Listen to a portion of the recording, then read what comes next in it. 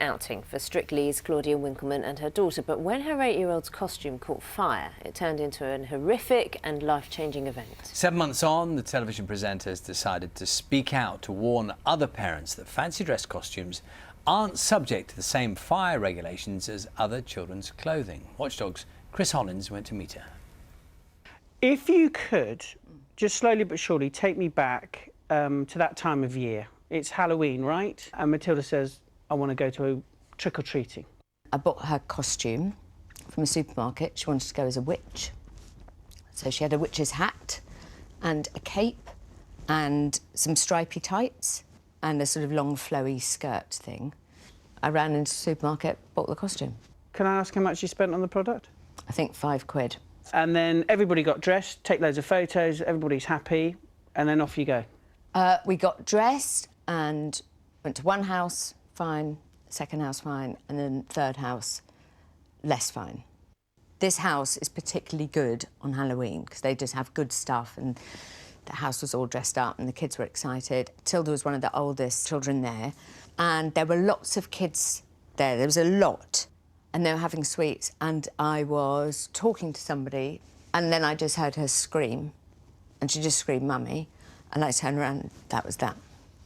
She was just on fire. I mean, she was on fire. And I can imagine panic, chaos.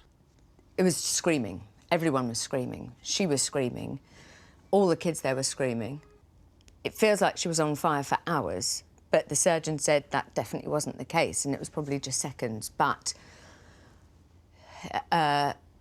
she went up, is the only way I know how to describe it. It was not like fire I had seen before. So we were manically, me and this other lovely dad called Jamie, were just patting and patting and patting her, but it kept, I mean, it was like in front of our eyes. It was like those horrific birthday candles that you blow out and then they come back. We couldn't put her out. We couldn't put her out like, if your shirt caught fire, I think I could put it out. It was the tights that they came back to life. We were like patting it, and 4 big hands, she's only little, and then it came back up. So it's a life-changing experience? It's life-changing, but not life-defining. It was definitely life-changing for me. I can't remember life before it. Do you ever look back and think, if only I'd done something differently? I wish I had been dressed as the witch, is mainly all I wish that had happened to me. So, why are you doing this interview with me? Why are you talking to me? Because you're putting yourself through torture here. I don't want another 8-year-old to go through what Tilda went through. I don't want this to happen. And that was Claudia Winkleman speaking to Watchdog's Chris Hollins. We can talk now to Paul Fuller, the Chief Fire Officer at Bedfordshire Fire Rescue and Rescue Service. He's been carrying out various experiments on different types of